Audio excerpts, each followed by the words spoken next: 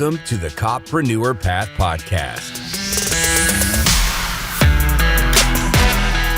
Welcome to the show that is all about the path from cop to Coppreneur. I'm your host, Adam Wills. With this podcast, I'm going to help equip you for your own post-law enforcement entrepreneurial journey with lessons learned from my experience growing a successful post-Leo business. You'll also get to hear from fellow Coppreneurs and experts in business and marketing whose advice will give you an edge against the competition. You are in the right place, so let's get after it.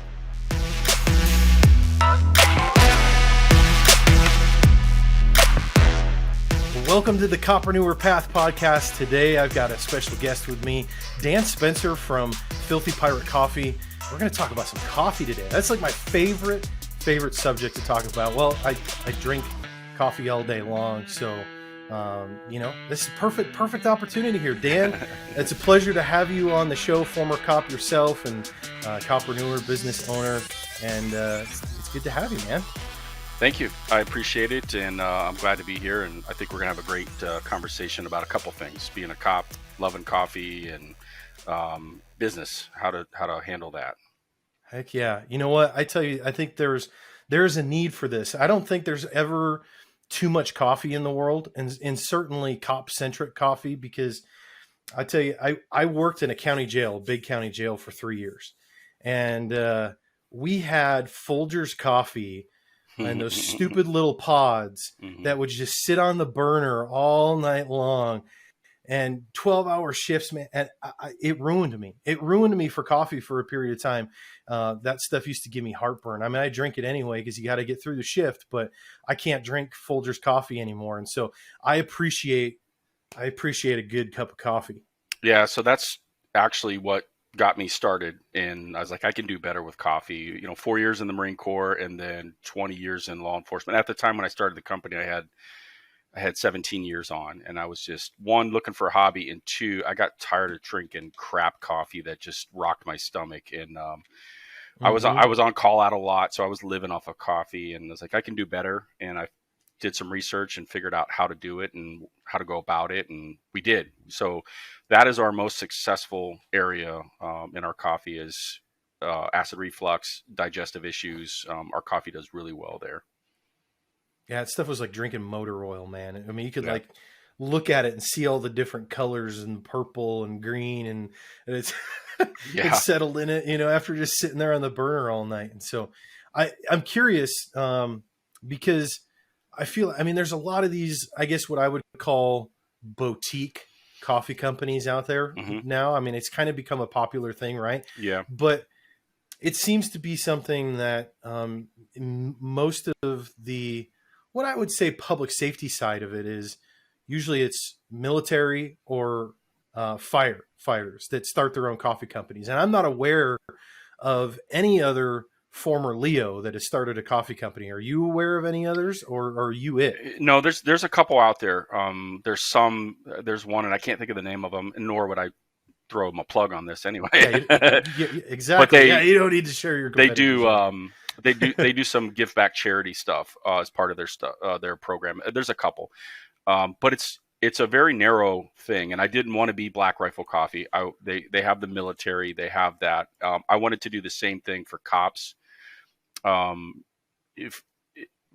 That they kind of do with the mission. We do a lot of charity, and there's cops in our shop every day, and there's a cop that walks out with a free bag of coffee every day in our store. We just make that part of what makes me feel good. That's awesome. Is keeping our men and women caffeinated with good coffee, but also giving them something, because as you know, the last year and a half, the last 4 or 5 years in law enforcement has just been miserable in some aspects. Yeah, and so we just try to give back to them. And law enforcement is our kind of area. We're very pro Constitution, pro Second Amendment, pro military, pro law enforcement. That's what we really focus on. I do a lot. I cater to a lot of first responders in general. So we get a lot of EMTs, even nurses and doctors in our store, because we're right across the street from a hospital and a big medical complex. But really, cops is kind of that's our fun time that we get to share, because I can communicate with them. I speak cop. I understand their Right. situations, you know? Yeah, I'm right there with you, brother, in supporting our brothers and sisters in blue. And it's been a challenging few years. And I got to admit, I'm glad I'm not in it anymore, given everything that's been going on the last couple of years. But certainly, I support those that are still on the job and them holding the line. So, and same thing on the Second Amendment stuff and all that. So you and I have a lot more in common than just being former cops with awesome beards. So I Why, appreciate thanks. I appreciate Yeah. that Mine's about you. getting grayer, but that's all So right. yeah, Yeah. mine's kind of Yeah. starting to on the edges too. It's all right. But so you mentioned that this whole thing kind of started because you thought you could do coffee better.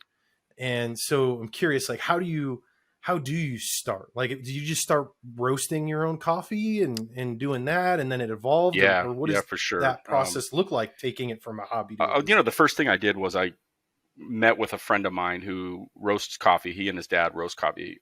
His dad's in Yuma, Arizona, and he's in Tucson with me. And so I just kind of picked his brain because he was very knowledgeable. He was what he self-proclaims as a coffee nerd. And I said, dude, this is where I want to go with this. I don't want to do all the hipster coffee where it's, all this craziness.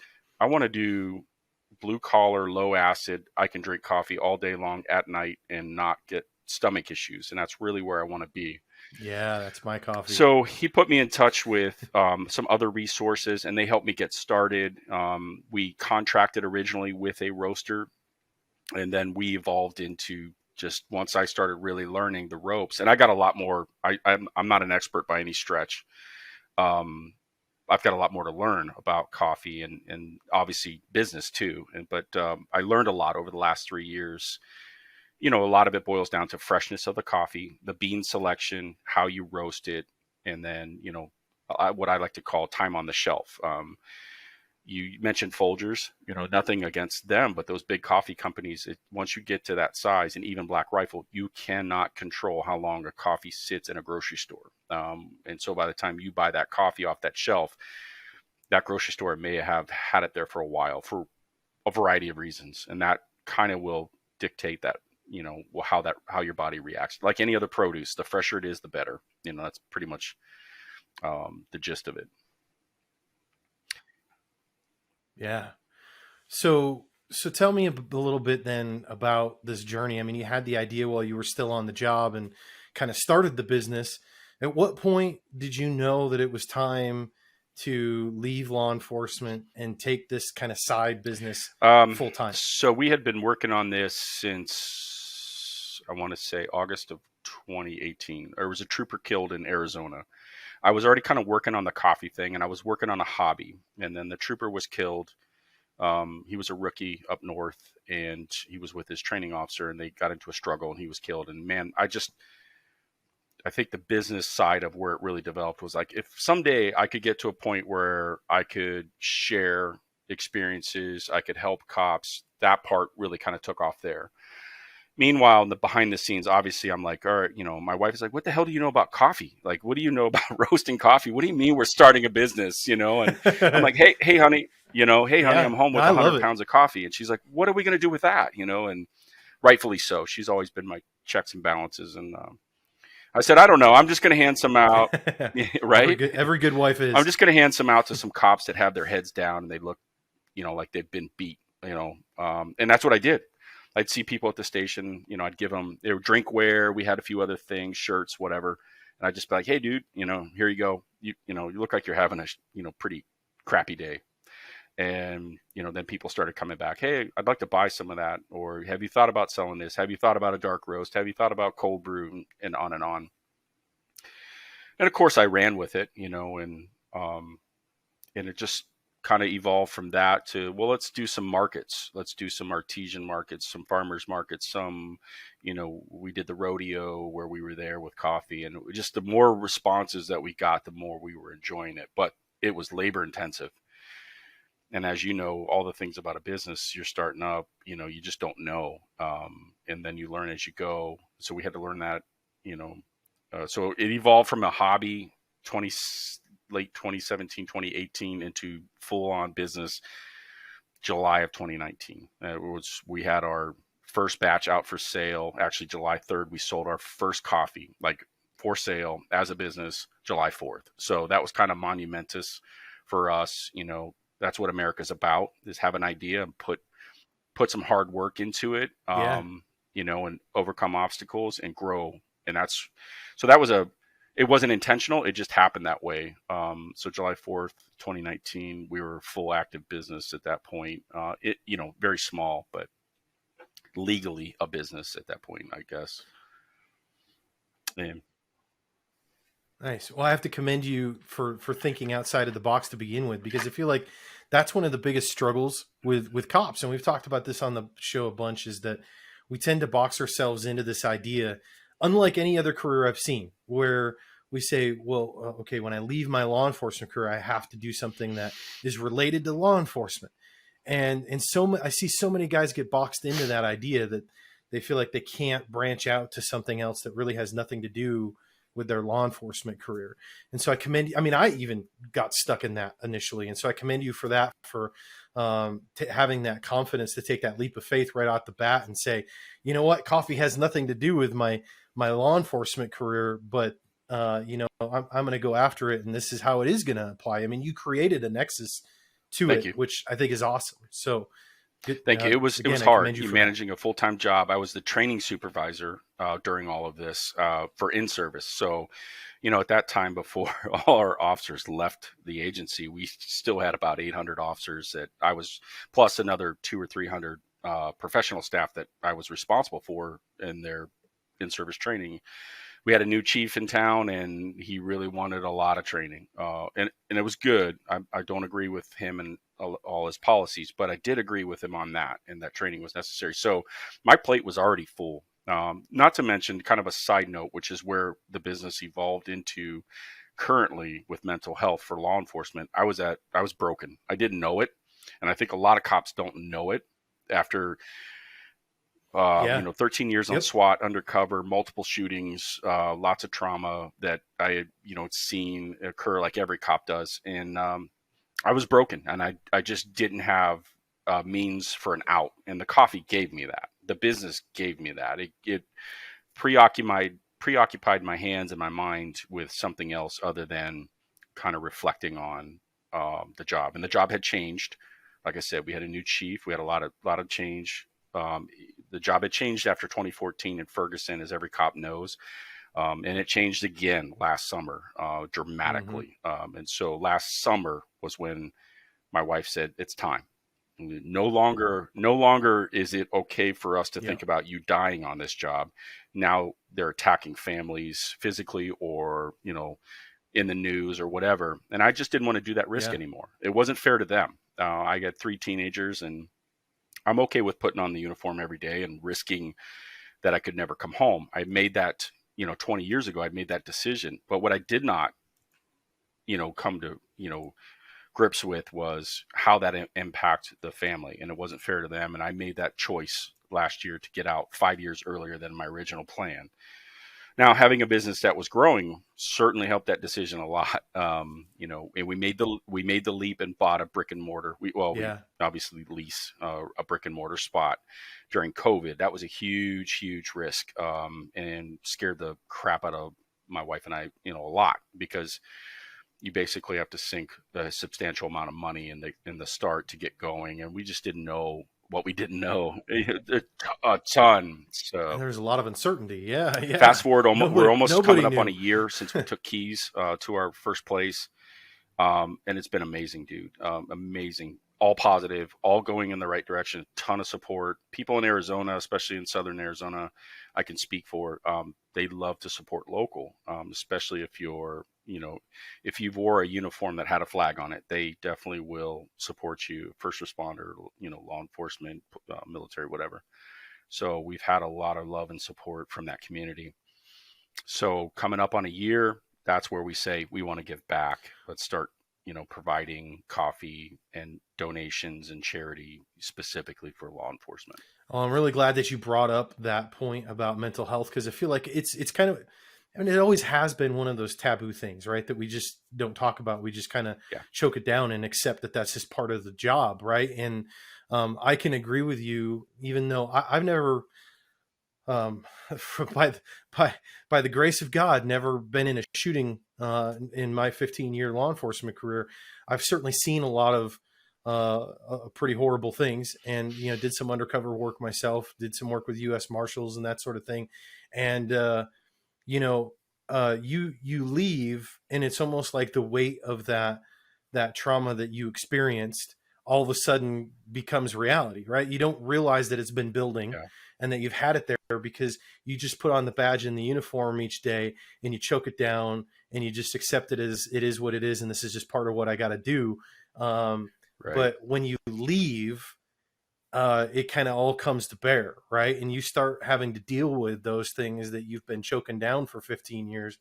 And it does come full circle. And really, I wish that we would spend more time talking about mental health for law enforcement on the job, because I think if we could deal with it on the front end, maybe it wouldn't have such an impact when we leave, right? And then we got to shoulder that. And I went through a good year of discomfort trying to figure those things out after I left, not really knowing that I was going to experience that, and not really knowing how to actually deal with it. So I'm glad you brought it up. And in fact, we dedicated 3 episodes on the show talking about mental health with Lauren Rich, and episodes 27, 28, and 29. So I would encourage all of y'all listening to go back and check those out. But I want to hear, Dan, what are you guys doing then?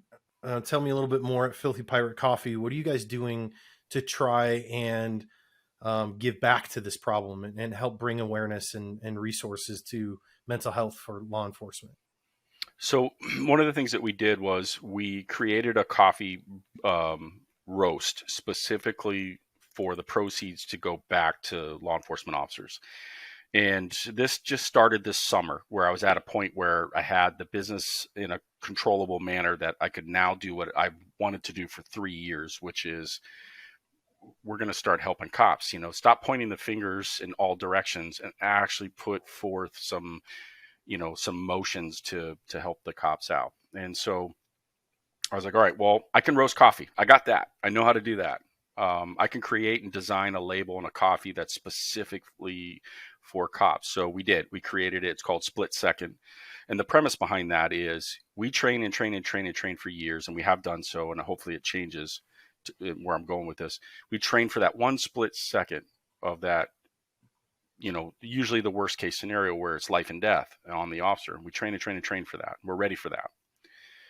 But no one trains, or very little training or efforts go into what happens when you go home that night, what happens 10 years later after those incidents. And I say, maybe it's life and death, but maybe it's, the dead child that you had to deal with. It could be a lot of different things.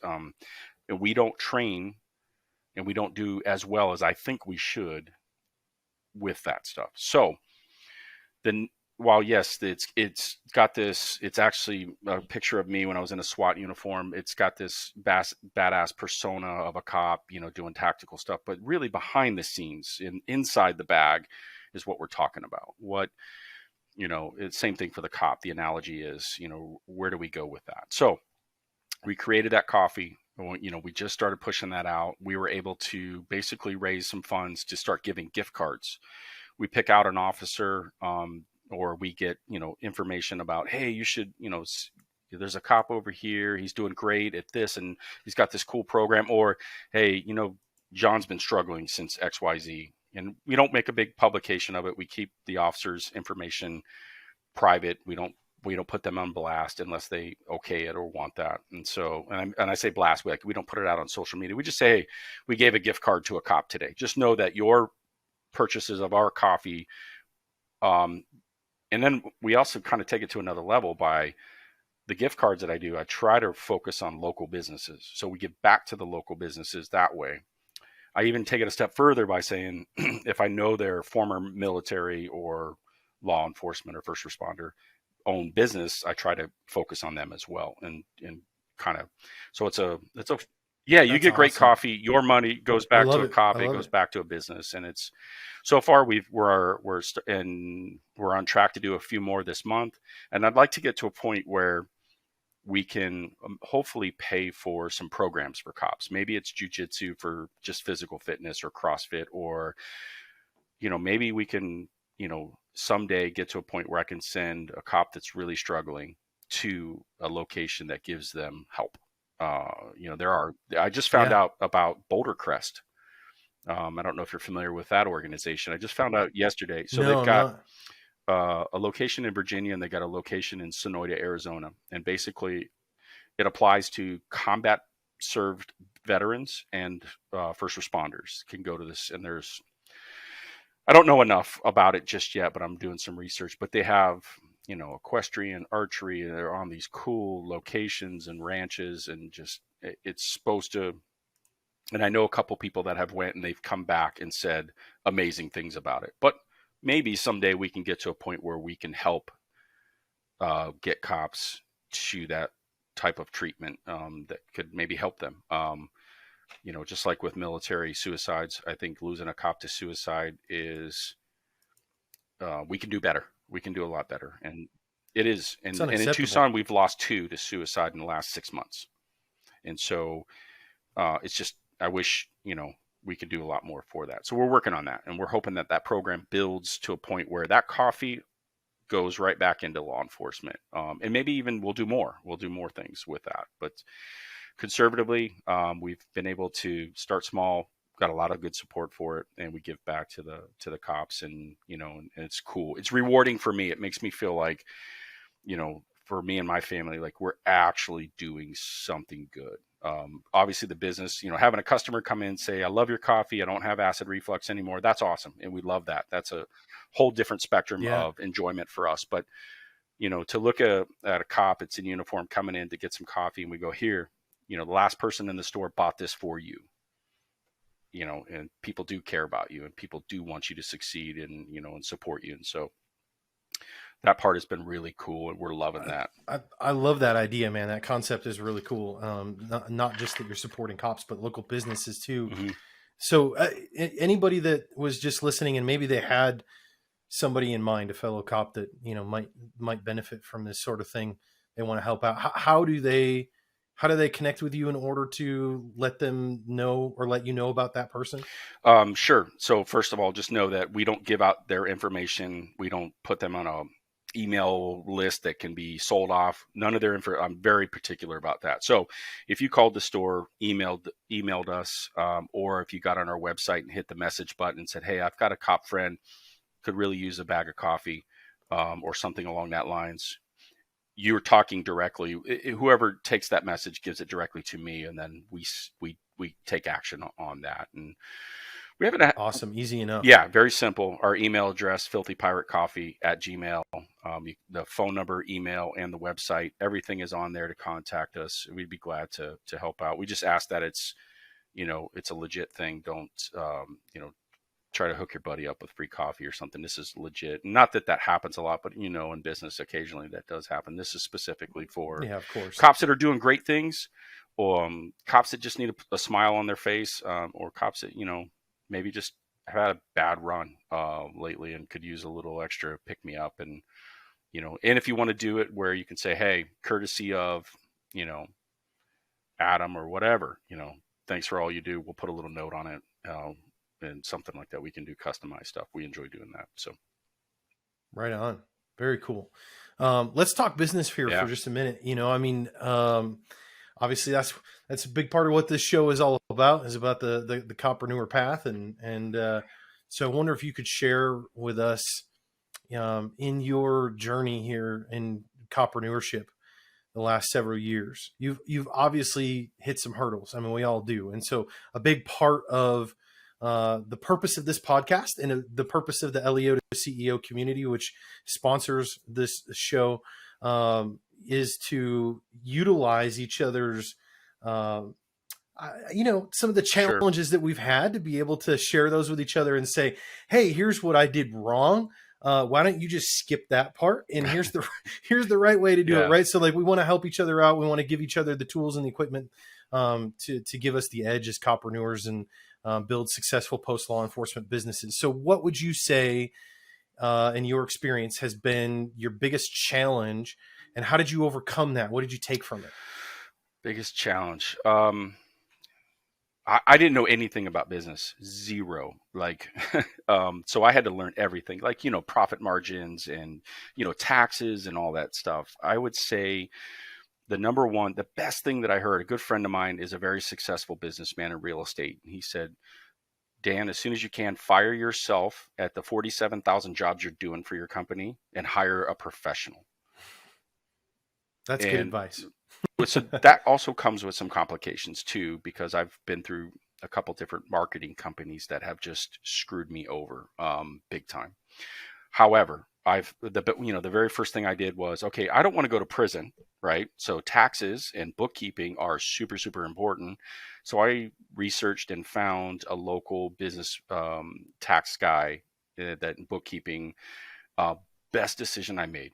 We were tight on money in the beginning to afford their company to do it, but it was super, super beneficial. Like, he does so much cool stuff for us, and I don't even have to worry about much of it. I just allow him access into our point of sale and some other things, and he does everything. Even more, tells me, hey Dan, you're running this kind of business this month, your cost is going up, your margins are going down. He gives me all that stuff. So yeah, fire yourself when you can. And flip side of that, I would be very reluctant to hire friends or have friends help you on certain things. Hey, I got a buddy who does websites.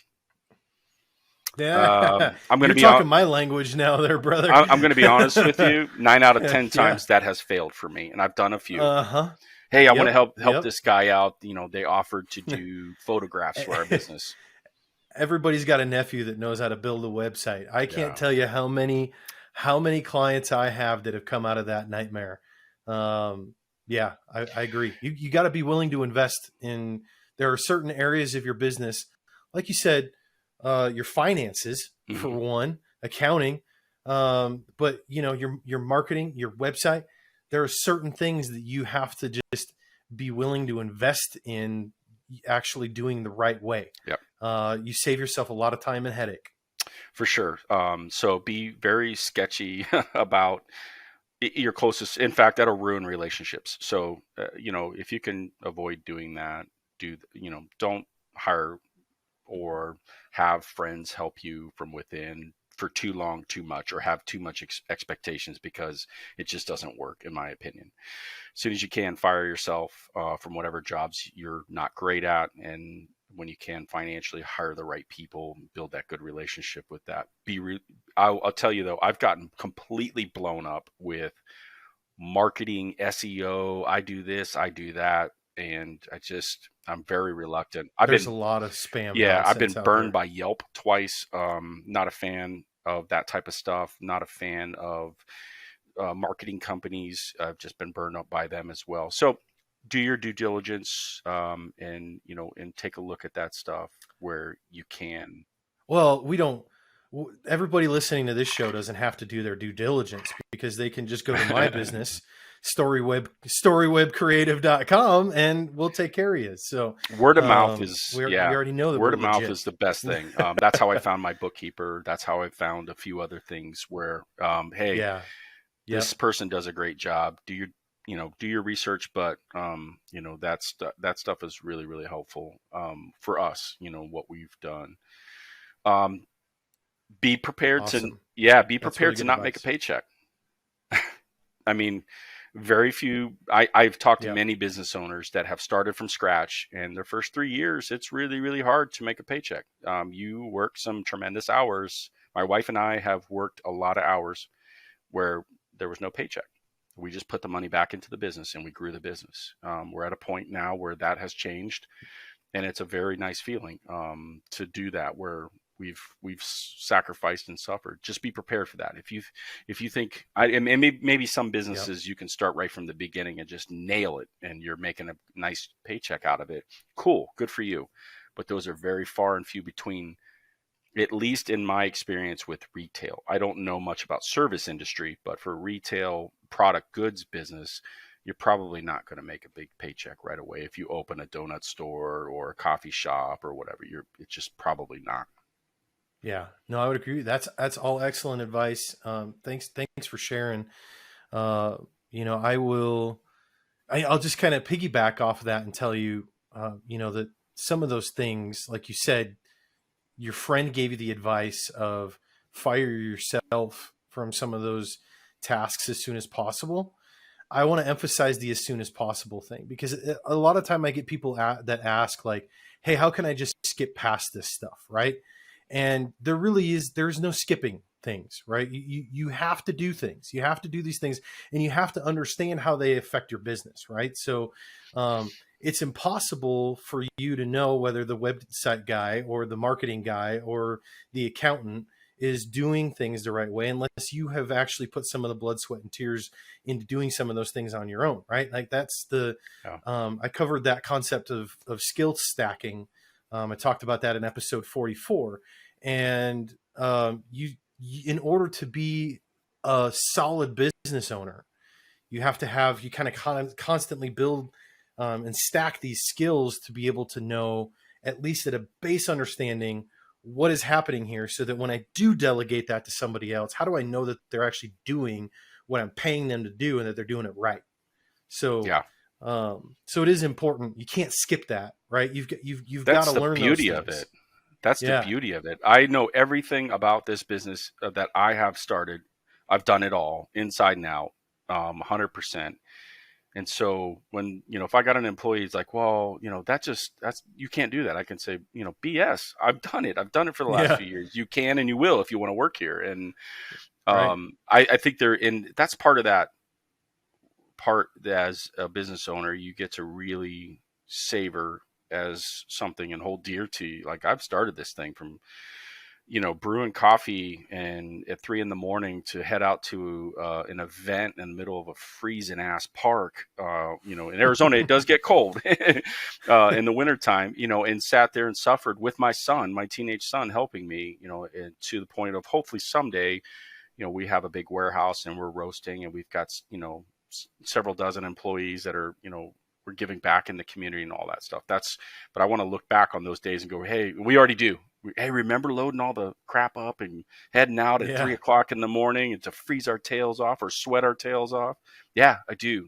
And that makes me really appreciate where I'm at with this. And it also makes me really appreciate my customers. And they're like, it sounds cliche, but they are family to us. We do go out of our way to make sure they get the best coffee experience they can. It's competitive for us. Yeah. Nice. Well, you've gained a new customer here today, at least in me. I'm sure some others. Actually, I was just telling Dan before we started the show that I ordered some of his Man of War bourbon pecan torte coffee, and I'm really excited about that. I was hoping to get some before we recorded this, so I could be like, so I can actually say, what it was, but I haven't had it. And anyway, I'm looking forward to it. I'm sure it's going to be good. I appreciate everything that you've put into it. And everything that you're doing for law enforcement. And so I just want to thank you for that. Do you have any closing thoughts or anything you want to plug here before we close out? If obviously your podcast is focused towards first responders that are, taking the leap into business. Yeah. My best advice to you is don't wait for retirement day to come. Don't wait. Start now. I'm telling you, you'll work hard. You'll put in more hours. You'll have a little more stress added to your plate.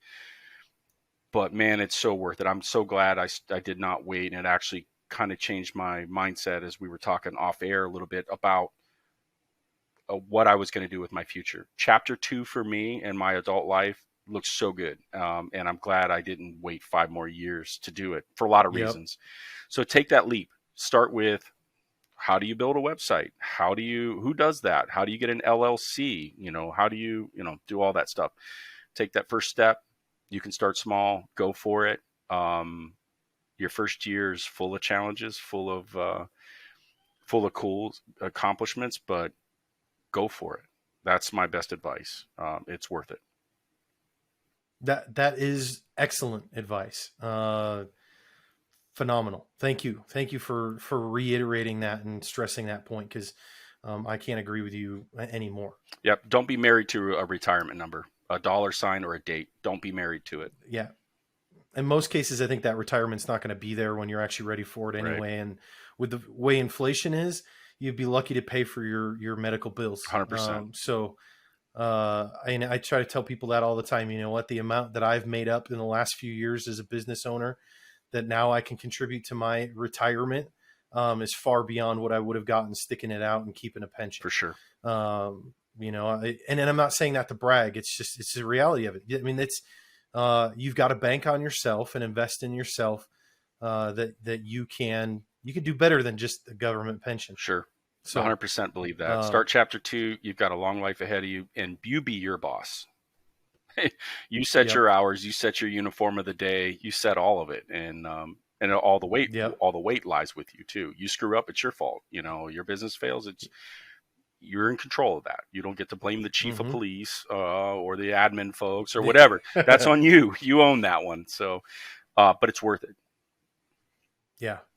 Right on, brother. Well, it's been a good conversation. We could probably talk all day, but why don't you let everybody know, where can they find you? Where can they buy your coffee? Yeah, absolutely. So you can find us at filthypirate.coffee, not .com, .coffee. I wanted to be different again. The pirate, we steal whatever we want. So I don't want to know. I don't want to know what's at filthypirate.com. So yeah, that might be a whole different, not safe for work thing, but yeah, you can find us on our website. Everything is on there. Our phone number to the business. You can get us by email. We're on YouTube. We're on all the major platforms of Twitter, Instagram, Facebook, all that stuff. And we also have our own podcast strictly for mental health for policing, which is Talking Filthy Police Podcast. And so you can find that on YouTube, Spotify, Google Podcast. We're not on all the platforms, but we're on a lot of those. And if you're in the business of helping cops that are struggling, I'd love to hear from you if you want to do a podcast with us. Anything that'll help a cop, anything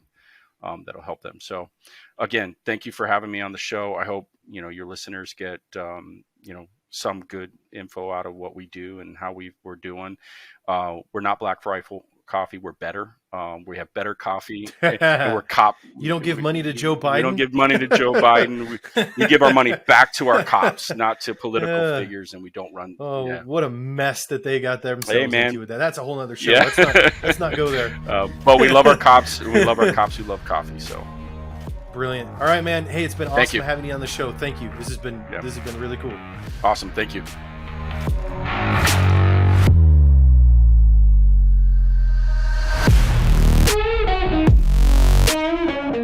Hey, thanks for sticking around till the end of the show.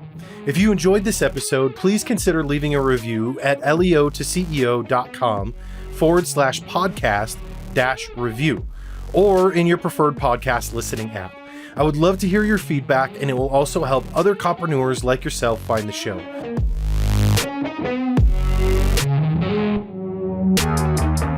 Be sure to check out the show notes for this episode. Just go to leo2ceo.com, click on podcast, and search this episode number, and you'll find all the links, descriptions, and resources we talked about.